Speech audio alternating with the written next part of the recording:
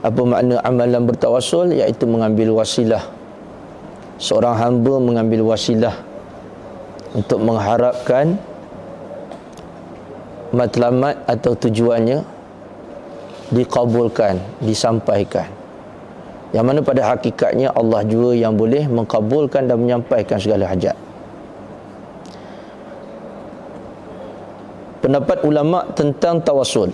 Apakah pendapat ulama tentang tawassul? Jawapan tentang soalan ini akan ditemui dalam perbincangan yang berkaitan dengan istighathah. Sebab jawapan bagi tawassul dan istighathah lebih kurang sama ya. Sebab istighathah itu pun dalam bentuk tawassul juga. Begitu juga dengan tabarruk. Sebenarnya terlalu banyak contoh fatwa ulama ahli sunnah dalam menjelaskan bolehnya bertawassul, beristighathah dan bertabarruk. Hanya beberapa orang sahaja daripada mereka yang disebutkan di sini. Antaranya daripada Sayyidina Sufyan bin Uyainah. Daripada Sufyan bin Uyainah, seorang ulama. Qala Ibnu Uyainah, rajulani salihani yustasqa bihima ibn Ajlana wa Yazid bin Yazid bin Jabir.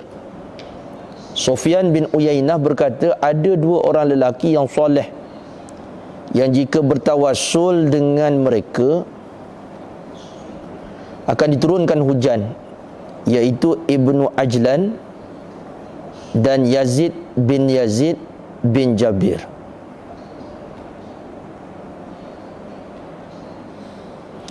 Daripada Imam Syafi'i radhiyallahu ta'ala anhu, an Ali bin Maimun qala sami'tu Syafi'iyya yaqul inni li'atabarraku bi Abi Hanifah wa aji'u ila qabrih kulla yawmin ya'ni za'iran fa idza aradat li hajatun sallaitu rak'ataini wa ataitu ila qabrihi wa sa'altu Allah al-hajata 'indah fama tab'udu 'anni hatta tuqda. Kata Imam Syafi'i radhiyallahu ta'ala anhu, daripada Ali bin Maimun berkata, aku mendengar Asy-Syafi'i berkata, sesungguhnya aku selalu bertabaruk. Ini kata Imam Syafi'i, sesungguhnya aku selalu bertabaruk. Diriwayatkan daripada Ali bin Maimun, katanya Imam Syafi'i, sesungguhnya aku selalu bertabaruk dengan Abu Hanifah, yakni Imam Abu Hanifah, dan menziarahi kuburnya setiap hari. Jika aku memiliki hajat, maka aku melakukan solat 2 rakaat dan terus pergi ke kuburnya dan meminta kepada Allah untuk mengabulkan doaku di sisinya, yang di sisi kubur itu. Maka tidak lama kemudian akan dikabulkan. Yakni Imam Syafi'i menjadikan Imam Abu Hanifah sebagai wasilah untuk menyampaikan hajatnya.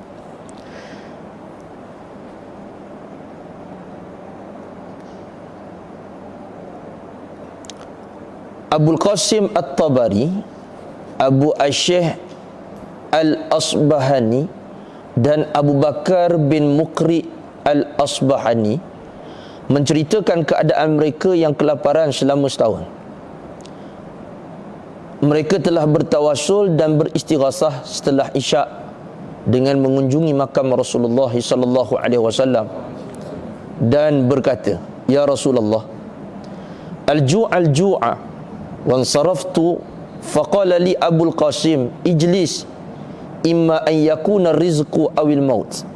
Qala Abu Bakrin fanimtu ana wa Abu Syaikh wa Tabrani jalisun yanzuru fi syai' fahadara fil babi alawiyun fadaqqa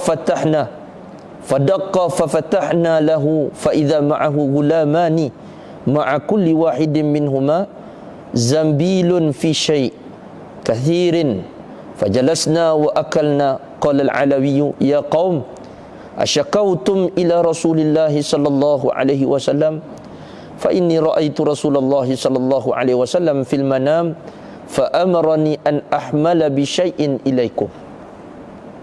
Wahai Rasulullah sallallahu alaihi wasallam, seperti mana yang disebut Abul Qasim At-Tabari, Abu Asyih As-Subhani dan Abu Bakar bin Muqri Al-Asbahani menceritakan keadaan mereka. Mereka datang kepada makam Rasulullah sallallahu alaihi wasallam dan bertawassul. Lalu kata mereka, "Wahai Rasulullah, kami semua lapar. Kami semua lapar." Duk mengadu kepada Nabi. "Aku pun pulang, lalu Abul Qasim berkata kepadaku, duduklah. Sama ada akan ada rezeki atau berlaku kematian." Oleh kerana lapar sangat, terlalu lapar sangat, sampai nampak dua keadaan. Sama ada kalau ada rezeki secara tiba-tiba ni, ataupun mati. Sebab dah lapar sangat, tak makan. Mungkin berhari-hari.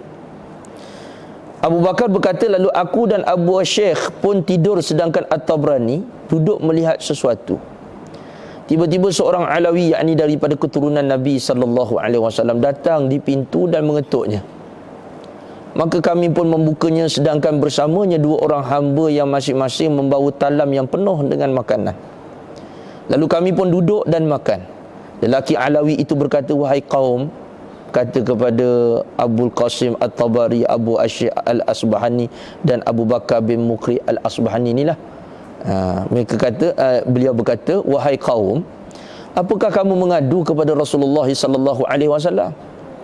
Sesungguhnya aku bermimpi bertemu Rasulullah sallallahu alaihi wasallam dalam tidur. Lalu baginda sallallahu alaihi wasallam menyuruhku membawa sesuatu kepada kamu."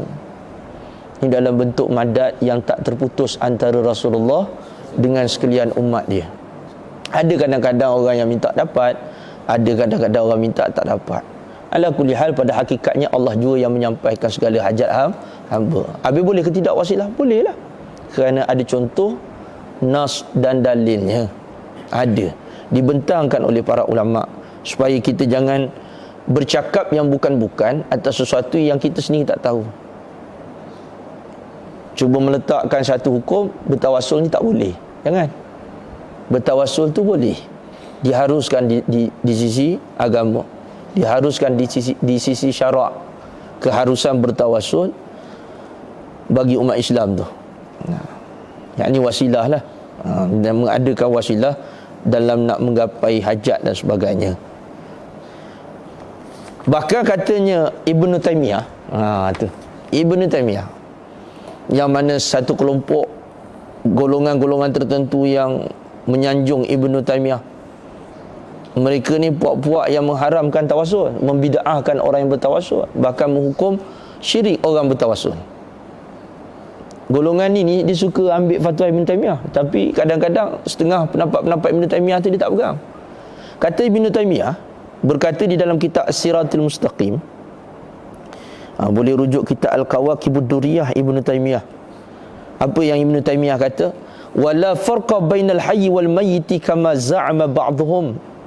Faqad sahha an ba'd as-sahabah annahu amara ba'd al-muhtajina an yatawassalu bihi sallallahu alaihi wasallam ba'da mautih fi khilafati Uthman radhiyallahu anhu, fatawassala bihi faqudiyat hajatuhu kama dzakarahu Tabrani." Dan tidak ada perbezaan di antara orang hidup dan orang mati seperti pada anggapan sebahagian orang. Setengah orang beranggapan kalau orang yang hidup bolehlah kita minta tolong, kalau orang yang dah mati tak boleh minta tolong. Apa sebab tak boleh minta tolong pula? Sebab dia dah mati je. Kita ahli sunnah bukan macam tu. Akidah kita, yang hidup atau yang mati, kalau nak diselak dari sudut hakikat, yang hidup tak boleh bagi tolong, yang mati pun tak boleh bagi tolong. Tapi kalau nak disemak ataupun diselak dari sudut majazi, cakap pinjamlah cara zahir, dengan kemuliaan amalan orang tertentu, dengan kedudukan orang tertentu kita berwasilah, itu diharuskan. Dengan keberkatan itu harus saja Allah memperkenankan doa hambanya, hajat hambanya. Sebab tu baik yang hidup ataupun yang mati tetap tidak memberi manfaat, sama kita. Tapi dari sudut minta secara zahir boleh tak? Boleh lah. Berwasilah secara zahir boleh. Sebab yang hidup dengan mati sama je. Kita berulang-ulang kita cakap ni supaya faham. Yang kita maksudkan bukanlah hakikat orang yang kita bertawassul tu memberi manfaat, mengabulkan doa, tidak. Tetapi berwasilah dengan kelebihan yang ada pada dia. Seperti Rasulullah sallallahu alaihi wasallam, seperti rasul-rasul dan nabi-nabi yang lainnya, ataupun wali-wali Allah, atau sahabat-sahabat Rasulullah sallallahu alaihi wasallam. Ini diharuskan.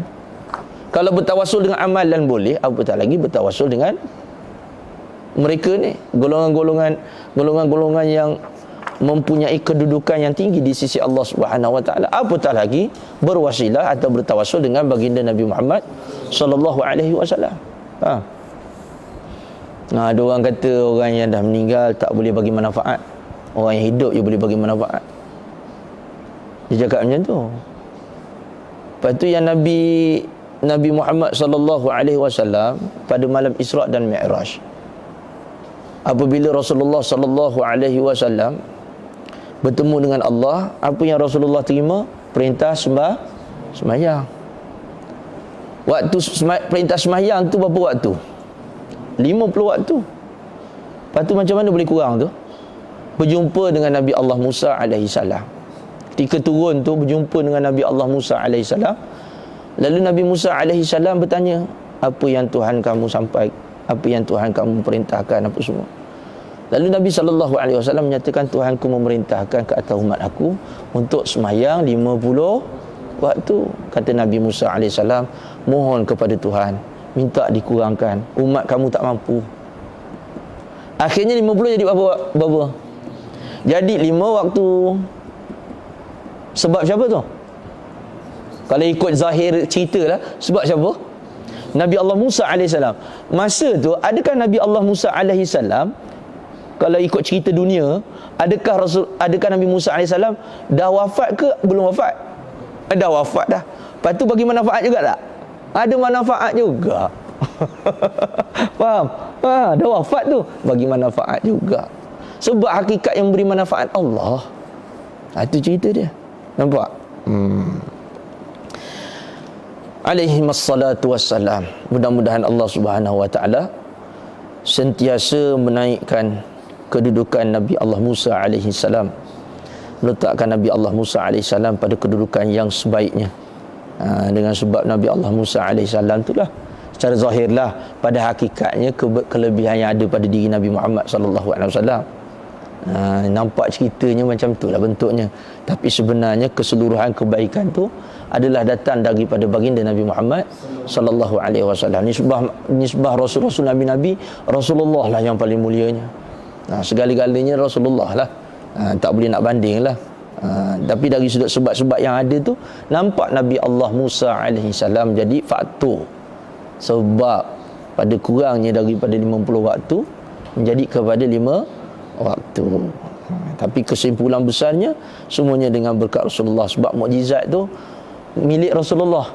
Mukjizat Isra' Mi'raj, perkara yang berlaku atas Rasulullah, itu semua Rasulullah. Sebab tu Rasulullah digelar sahibu Isra' wal Mi'raj, pemilik peristiwa agung tu. Apa peristiwa agung tu? Isra' dan Mi'raj, yang mana tak berlaku pada nabi-nabi, rasul-rasul yang terdahulu, hanyalah berlaku ke atas Rasulullah sallallahu alaihi wasallam. Jadi kita kena bangga jadi umat Nabi Muhammad sallallahu alaihi wasallam, kerana dimuliakan dengan rasul ini, semulia-mulia rasul, iaitu baginda Nabi Muhammad sallallahu alaihi wasallam. Nabi sallallahu alaihi wasallam membenarkan tawassul. Ini dalil. Soal, adakah Rasulullah sallallahu alaihi wasallam juga bertawassul pada masa hidup baginda sallallahu alaihi wasallam dan membenarkan tawassul? Jawapan, ya. Kalau nak kata Nabi bertawassul ke tidak, Nabi pun bertawassul. Nabi tak berhajat pun dengan tawassul tu, sebab Nabi ni kekasih Allah, semulia-mulia makhluk di sisi Allah, semulia-mulia Rasul di sisi Allah.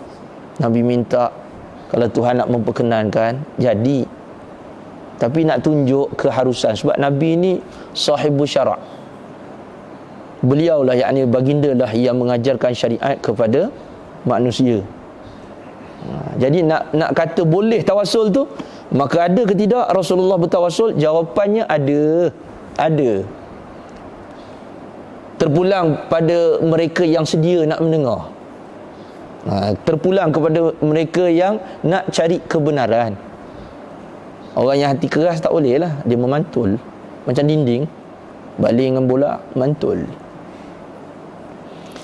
Jawapan, ya, ini disokong oleh hadis-hadis baginda Nabi Muhammad sallallahu alaihi wasallam sendiri. umpamanya kebenaran Nabi sallallahu alaihi wasallam kepada para sahabat yang buta untuk bertawasul dengan Nabi sallallahu alaihi wasallam dengan membaca bacaan sirah yang diajar oleh Nabi sallallahu alaihi wasallam sendiri. Nabi sallallahu alaihi wasallam sendiri juga bertawasul.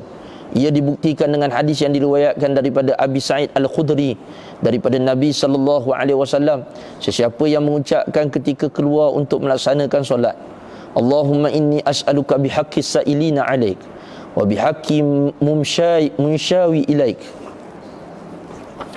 wa bihaqqi munshawi fa inni lam akhruj asharan wala bataran wala riya'an wala sum'atan kharajtu ittiqa'a sakhatik wa ibtigha'a mardatik as'aluka an tanqadhani minan nar wa an taghfira li dhunubi innahu la yaghfiru dhunuba illa anta.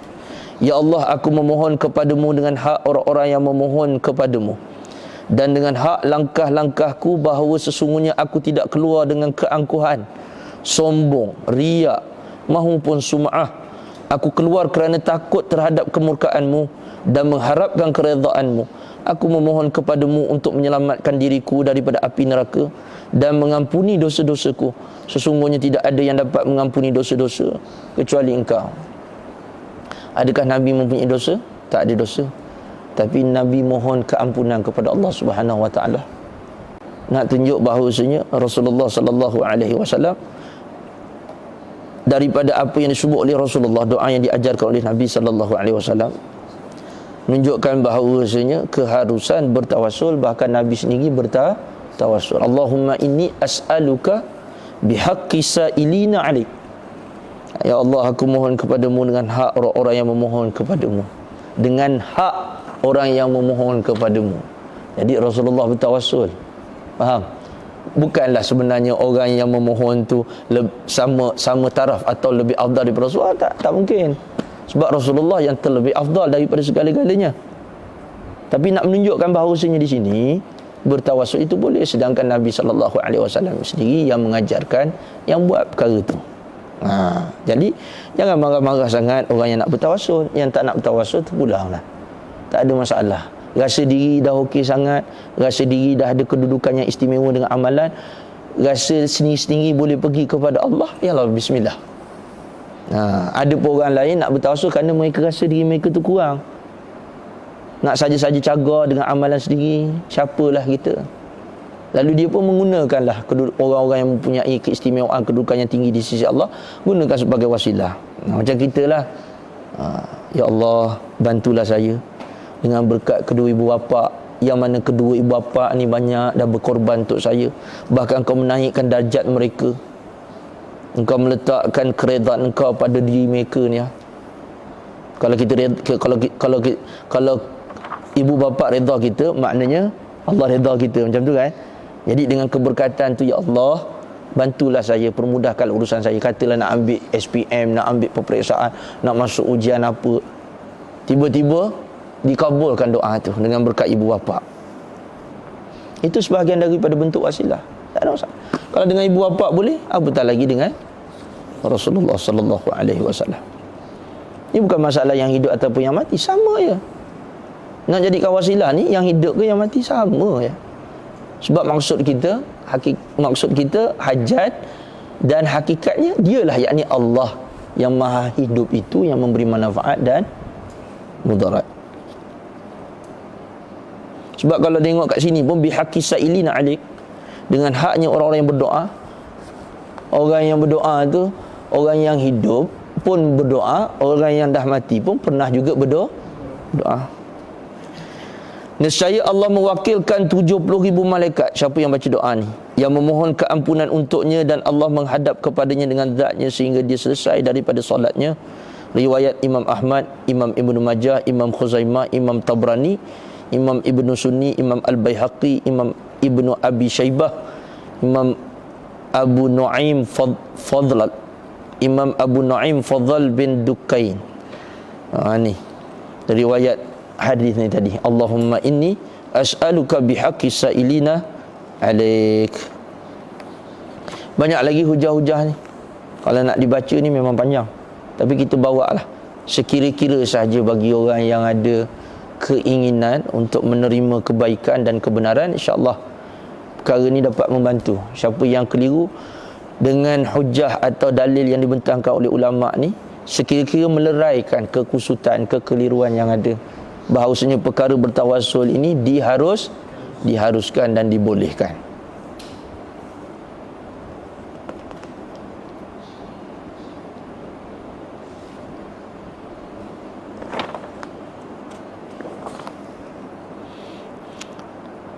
Di dalam manaqib Fatimah binti Asad, iaitu mak Sayyidina Ali bin Abi Talib, disebutkan bahawa setelah beliau, yakni Fatimah binti Asad, meninggal dunia, Rasulullah sallallahu alaihi wasallam menggali kuburnya dengan tangannya. Setelah mengeluarkan tanah dan selesai menggali, Rasulullah sallallahu alaihi wasallam masuk ke liang lahat lalu berbaring di dalamnya seraya berdoa. Allah adalah zat yang menghidupkan dan mematikan. Dia hidup dan tidak akan mati. Ampunilah wahai Allah dosa ibuku Fatimah binti Asad. Ajarkanlah padanya hujah, yakni jawapan pertanyaannya, dan luaskanlah baginya tempat tinggalnya dengan perantaraan kemuliaan hak nabimu dan para nabi sebelumku. Sesungguhnya engkau maha pengasih di antara yang pengasih. Tu. Ini dalam bentuk tawasul juga ni. Maknanya Nabi pun berdoa dalam bentuk tawasul. Siapa Fatimah binti Asad ni? Ibu kepada Saidina Ali.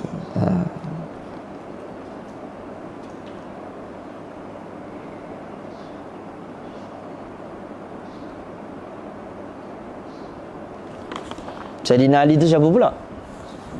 Sepupu dan menantu baginda Nabi Muhammad SAW. Jadi mak saudara dia lah. Mak saudara baginda Rasulullah sallallahu alaihi wasallam. Untung orang yang didoakan oleh baginda Nabi Muhammad sallallahu alaihi wasallam. Lalu Nabi Muhammad sallallahu alaihi wasallam bertakbir 4 kali melakukan solat jenazah. Setelah itu Rasulullah sallallahu alaihi wasallam, Al-Abbas radhiyallahu anhu dan Abu Bakar Siddiq radhiyallahu anhu memasukkan jenazahnya ke dalam liang lahat. Riwayat Imam At-Tabrani dalam Al-Kabir dan Al-Awsat. Itu dalil boleh kiranya hendak bertawasul. Begitu juga hadis daripada Ibnu Abbas bahawa Rasulullah sallallahu alaihi wasallam bersabda, sesungguhnya Allah mempunyai para malaikat di bumi selain para malaikat hafazah. Mereka menulis setiap apa yang terjatuh dari pangkal pokok. Maka jika salah seorang kamu ditimpa kepayahan, tersesat jalan di tengah hutan, hendaklah dia menyeru, a'inu ibadallah, bantulah aku wahai para hamba Allah. Riwayat Ibnu Abi Syaibah, Al-Baihaqi, Al-Hitami menyebutnya dalam Majmu' Az-Zawaid.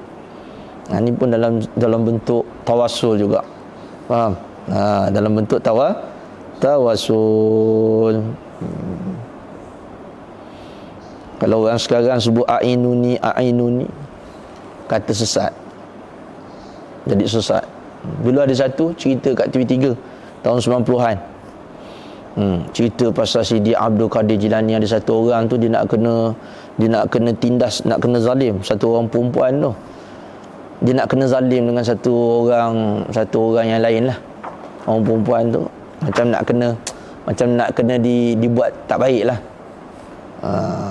Jadi lelaki tu kejar sampai masa dia dah tergolek-golek tu, dah tak tahu, dah tak jumpa punca, nak lari lagi dah lemah, dah lutut kaki apa semua. Orang jahat tu dah semakin lama semakin hampir. Takut dibuat benda yang tak baik, takut dibunuh dan sebagainya, diapa-apakan, dicederakan. Lalu diperserulah Sidi Abdul Qadir Jilani. Maka datanglah pertolongan Sidi Abdul Qadir Jilani ketika itu. Itu cerita dalam TV3 tahun 90-an. Benda-benda macam ini biasa. Orang Melayu khususnya dah biasa dah benda-benda macam ini. Apa yang salahnya? Ya tak? Berlaku mimbabil karamat para aulia, tak ada masalah. Tapi orang sekarang ni terlalu pandai, terlalu cerdik. Benda tak berlaku depan mata kira tak betul, kira salah. Itu yang problem tu. Ditambahkan pula jahil pula. Jahil tu kenapa? Tak tahu akidah ahli sunnah tu apa. Tak tahu apa yang dibincangkan oleh ahli sunnah pada perkara tawasul, istighathah dan tabarruk. Dia tak tahu. Yang dia tahu ambil daripada orang yang tak suka amalan bertawasul, amalan istighathah dan amalan Bertabaruk. Cuba kamu tengok satu-satu apa hujah ulama, apa dalil ulama, mengapa diharuskan bertawassul, beristighatsah dan tabaruk. Perhati betul-betul dan fahamkan. Seperti mana kamu fahamkan ajarannya sesat, fahamkan juga pada kamu jalan orang tawassul, istighatsah ataupun tabaruk itu sesat. Cuba baca betul-betul. Mengapa boleh di sisi orang yang kamu anggap sesat tu? Mengapa boleh? Ada tak ulama yang mengatakan boleh? Bacalah petikan tu. Baca. Kalau betul nak kebenaran, buka luas-luas pintu kepahaman tu. Baca, fahamkan. InsyaAllah mudah-mudahan dengan hidayah dan taufik daripada Allah, fahamlah kita. Yang kita pula baca juga. Yang tak suka tawassul, yang kata tawassul tak betul, istighatsah tak betul, apa semua ni, nampak sangat tak betul fahamnya, menyeleweng kepahamannya. Orang sebut zahir, kau fahamkan hakikat. Mana nak sampai kebolehan tawassul, istighatsah dan juga tabaruk. Tawassul dengan Rasulullah sallallahu alaihi wasallam. Bolehkah bertawassul dengan Rasulullah sallallahu alaihi wasallam? Tawassul dengan Rasulullah sallallahu alaihi wasallam ketika baginda sallallahu alaihi wasallam masih hidup dan selepas kewafatannya disebut dalam beberapa ayat Quran. Ni kena faham. Dalil boleh bertawassul dengan Rasulullah, tak kira Rasulullah tu ketika hidup maupun setelah wafatnya, dibolehkan berdasarkan kepada panduan Al-Quran, yakni dalilnya daripada Al-Quran. Jawapan tawassul dengan Rasulullah seperti mana ayat Al-Quran, walau annahum idzalamu anfusahum ja'uka fastaghfirullah wastaghfara lahumur rasul lawajadullaha tawwabar rahima. Dan kalaulah mereka ketika menganiaya diri mereka sendiri datang kepadamu wahai Muhammad, yakni Nabi Muhammad sallallahu alaihi wasallam, lalu memohon ampun kepada Allah dan Rasulullah sallallahu alaihi wasallam juga memohon ampun untuk mereka, tentulah mereka mendapati Allah Maha penerima taubat lagi Maha mengasihani. Daripada Imam Al-Utbi, dia berkata, suatu ketika aku duduk di samping kubur Nabi sallallahu alaihi wasallam, lalu datang seorang Arabi mengucapkan salam kepada Nabi sallallahu alaihi wasallam dengan katanya, salam sejahtera ke atasmu wahai Rasulullah sallallahu alaihi wasallam. Aku telah mendengar Allah Taala berfirman, walau annahum idzalamu anfusahum ja'uka fastaghfirullah wastaghfara lahumur rasul lawajadullaha tawwabar rahimah. Dan kalaulah mereka ketika menganiaya diri mereka sendiri dengan membuat dosa dan kesalahan datang kepada wahai Nabi Muhammad sallallahu alaihi wasallam, lalu memohon ampun kepada Allah dan Rasulullah sallallahu alaihi wasallam juga memohon ampun kepada mereka, ampun untuk mereka, tentulah mereka mendapati Allah Maha penerima taubat lagi Maha mengasihani. Surah An-Nisa ayat 64. Dan aku mendatangimu dalam keadaan memohon keampunan daripada segala dosaku dan mengharapkan syafaatmu kepada Tuhanku. Lalu dia melantunkan beberapa bait syair seperti berikut, ya khaira man dufinat bil qa'i a'zamuhu fataba min tibihin al qa'u wal akimu nafsil fida'a li qabrin anta sakinuhu fihi al afafu wa fihi al judu wal karamu. Wahai manusia terbaik bersemadi dalam bumi jasadnya, maka harumlah lembah dan bukit dengan keharumannya. Jiwaku jadi tebusan kubur yang engkau penghuninya. Dalamnya ada pribadi yang suci, pemurah lagi mulia. Al-Utbi meneruskan ceritanya. Panjang cerita dia ni. Lepas dia dah pergi makan Nabi, dia baca ayat ni. Macam dalam manasik Imam Nawawi, manasik haji, Imam Nawawi pun sebut juga, satu orang kalau ziarah makam Rasulullah SAW, di hadapan Rasulullah, di hadapan makam tu baca ni, Allahumma innaka qulta walau annahum idzalamu anfusahum ja'uka fastaghfirullah wastaghfara lahumur rasul lawajadullaha tawwaban rahimah. Baca ayat ni. Ini dikira bertawassul di hadapan baginda Nabi Muhammad. Imam Nawawi mengajarkan macam ni bertawassul, sedangkan Rasulullah sallallahu alaihi wasallam telah wafat.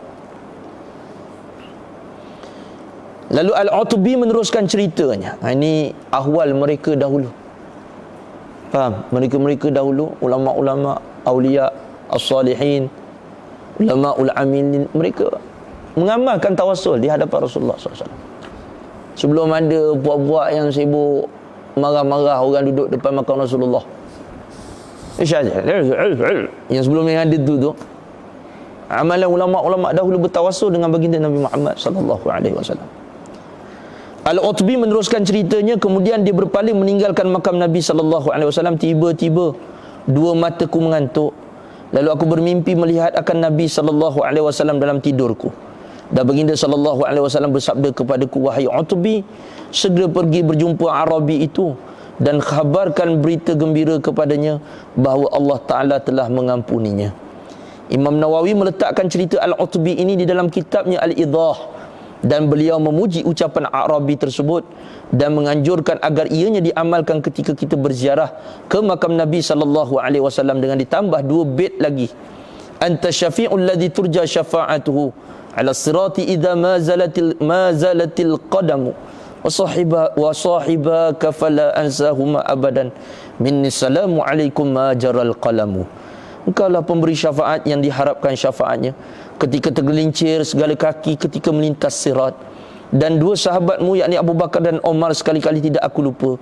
Dariku ucapan salam kepada kamu sebanyak tulisan qalam. Wah, manis, tenang bacaan-bacaan, bait-bait yang diungkap oleh para ulama yang bertawassul ke atas atau kepada baginda Nabi Muhammad sallallahu alaihi wa ala alihi wa sahbihi wa baraka wa sallam.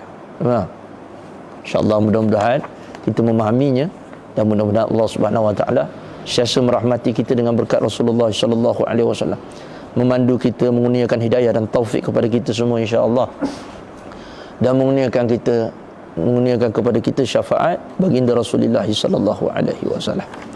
Jadi bertawassul ni macam kita punya senjata, kekuatan. Kalau tak dapat buat apa yang kita minta sekalipun, sekurang-kurangnya kita faham dan kita sangat-sangat memahami bahawasanya kedudukan kita ni adalah semata-mata bergantung dengan kemuliaan baginda Nabi Muhammad sallallahu alaihi wasallam. Apabila seorang itu bertawassul, maknanya dia akur diri dia tak ada apa-apa. Yang hebatnya orang yang dia bertawassul. Siapa dekat situ? Baginda Nabi Muhammad sallallahu alaihi wasallam. Kalau tak dapat buat apa yang dia hajatkan, tapi sekurang-kurangnya hatinya pandang dan faham bahawasanya Rasulullah mempunyai kedudukan yang besar di sisi Allah Subhanahu wa taala. Itu kelebihan orang bertawassul. Wallahu a'lam.